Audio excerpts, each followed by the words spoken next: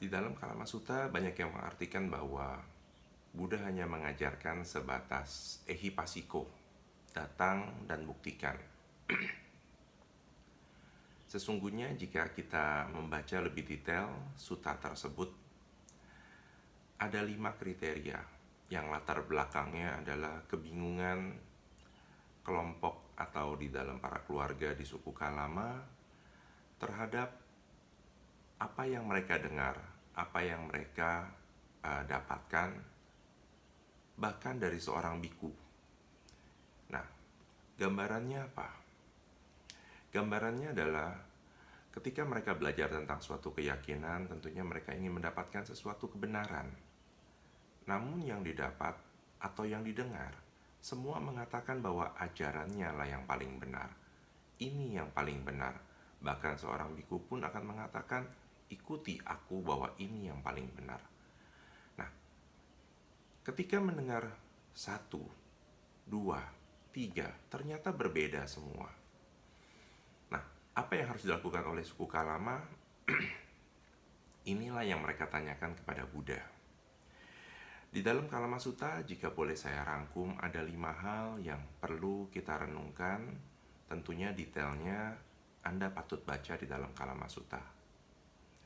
Yang pertama, ada 10 filter yang dapat kita gunakan ketika kita belajar untuk dapat menerima tentang suatu kebenaran yang kita dapatkan jadikan sebagai keyakinan.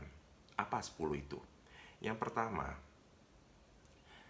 jangan begitu saja mengikuti apa yang telah diperoleh karena berulang kali didengar.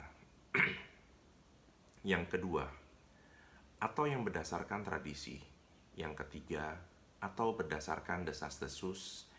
Yang keempat, yang ada di kitab suci. Jadi bahkan di kitab suci pun juga kita harus mempunyai perhatian dan pengertian yang benar. Dan yang kelima, yang berdasarkan dugaan. Yang keenam, berdasarkan aksioma. Apa itu aksioma? Aksioma adalah suatu ketentuan yang kita akui sementara kebenarannya. Dan yang berikutnya atau yang ketujuh, berdasarkan penalaran yang tampaknya bagus. Karena terkadang setiap penyampaian terkadang membuat kita yakin dan percaya, tetapi belum tentu suatu kebenaran. Yang kedelapan, berdasarkan kecondongan ke arah dugaan yang telah dipertimbangkan berulang kali. Nah, ini pun juga harus kita perhatikan. Dan yang kesembilan, berdasarkan kemampuan seseorang. Jadi jika seseorang yang kita percaya, yang kita yakini setiap kebenarannya, apapun yang diutarakan tentunya kita harus olah terlebih dahulu. Dan yang kesepuluh adalah berdasarkan pertimbangan. Biku itu adalah guru kita. Jadi Buddha ketika menyampaikan kepada suku Kalama, biku pun juga kita bukan tidak mempercayai, tetapi kita harus mengolah terlebih dahulu informasi atau ajaran yang diberikan. Itu adalah 10 filter yang dapat kita gunakan jika kita menerima sesuatu yang untuk diri kita dijadikan sebagai suatu kebenaran atau keyakinan yang akan kita pegang. Dan yang kedua, di dalam Kalamasuta ini kita juga akan mendapatkan kriteria penolakan. Kriteria penolakan itu seperti apa? Mungkin saya akan mengutip kata-kata yang terdapat dalam Kalamasuta. Jika hal-hal ini buruk, hal-hal ini salah, hal-hal ini dicela oleh para bijaksana, bila dilakukan dan dijalankan, hal-hal ini akan menuju pada keburukan dan kerugian. Tinggalkanlah hal-hal itu. Hal-hal ini yang bila dilakukan akan menuju kepada keburukan dan kerugian adalah keserakahan, kebencian, dan kebodohan.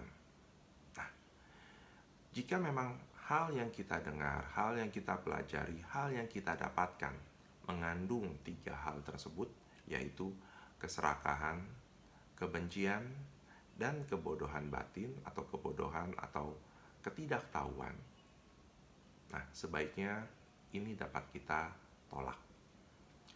Lalu yang ketiga, kriteria penerimaan. Saya akan mengutip kembali.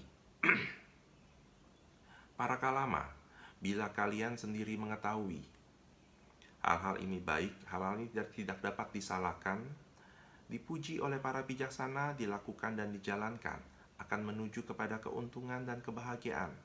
Masuklah dan berdiamlah di sana. Nah, jika tidak ada 3 hal yang sebelumnya disebutkan, kita dapat meneruskannya. Lalu, setelah kita dapat menghindari 3 hal tersebut atau kita menolak, kita akan memperoleh 4 kediaman luhur yang jika dilatih akan mendatangkan kebahagiaan, yaitu pertama persahabatan, yang kedua kasih sayang, yang ketiga kegembiraan, dan yang keempat ketenangseimbangan atau equanimitas.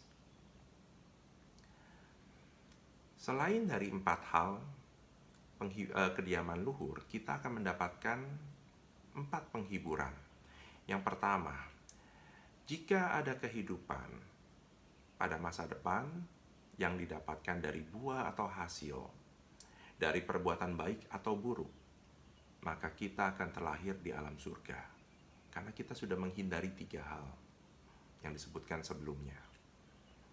Dan yang kedua, penghiburan yang kedua, jika tidak ada kehidupan di masa depan yang diakibatkan tidak adanya hasil atau buah dari perbuatan baik atau buruk, maka diri kita akan aman, sehat, dan bahagia karena tidak perlu ada yang kita khawatirkan. Dan yang ketiga, karena tidak melakukan hal yang buruk, diri akan terbebas dari hasil keburukan. Dan yang keempat, jika memang pelaku hasil kejahatan yang tidak menerima atau tidak diterima oleh si pelaku kejahatan, maka diri kita akan dimurnikan dari semua hal. Maksudnya adalah kejahatan yang timbul dari 3 hal tidak kita lakukan jika mereka yang pelaku kejahatan melakukan 3 hal tersebut tidak mendatangkan hasil, apalagi kita yang tidak melakukan 3 hal tersebut. Nah, inilah sesungguhnya yang Buddha sampaikan di dalam Kalama Sutta.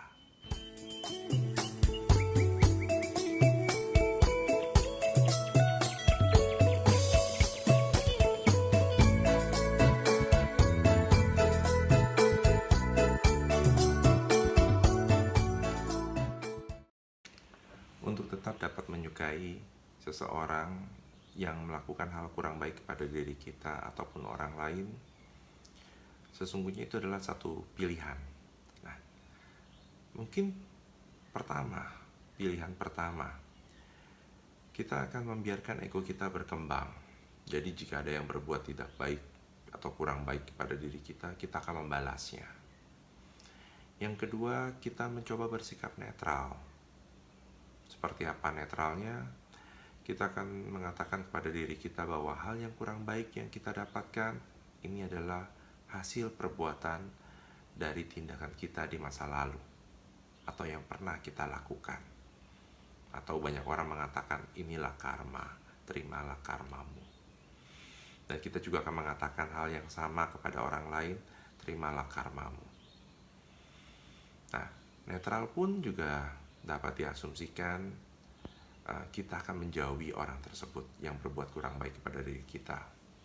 Nah, atau yang ketiga, hal ini yang mungkin dapat kita lakukan untuk tetap dapat menyukai orang yang berbuat kurang baik kepada diri kita atau orang lain, yaitu apa? Kita mencoba memahami sudut pandang atau perspektif kenapa mereka atau orang ini mau melakukan hal yang kurang baik kepada diri kita atau orang lain. Mungkin saja mereka mencoba menarik perhatian kita. Mereka mempunyai hal yang tidak dapat diungkapkan kepada kita dan mencoba mencari pelarian dengan berbuat hal yang kurang baik kepada kita. Ataupun mungkin ketidaksengajaan yang dilakukan. Ataupun mereka mempunyai ketidaktahuan terhadap perbuatan yang mereka lakukan. Dalam hal ini saya mengatakan kebodohan di dalam tanda kutip. Nah, jika kita sudah mempunyai perspektif hal ini atau mempunyai sudut pandang dari orang tersebut, kita akan mengembangkan belas kasih dan kasih sayang kita, compassion kita kepada orang ini atau kepada si pelaku. Kenapa kita menumbuh kembangkan compassion ini atau belas kasih dan kasih sayang ini kepada orang tersebut? Ya, karena mereka melakukannya semata-mata hal yang patut kita kasihani. Nah, jika kita sudah mengembangkan compassion dan orang yang melakukan hal yang kurang baik merasakan belas kasih dan kasih sayang dari kita, dalam arti kata seperti memaafkan, tetap dapat menyapa walaupun sebatas menyapa dan tersenyum, saya yakin orang ini akan menjadi sadar minimal tidak akan melakukan hal tersebut kepada kita. Yang paling utama adalah kita tetap dapat menyukai orang ini, dan yang kedua, orang ini pun tidak akan melakukannya kepada kita kembali ataupun kepada orang yang lain. Jika kita dapat memberikan satu arahan, kenapa dia sampai melakukan hal tersebut. Terima kasih. Salam Rahayu.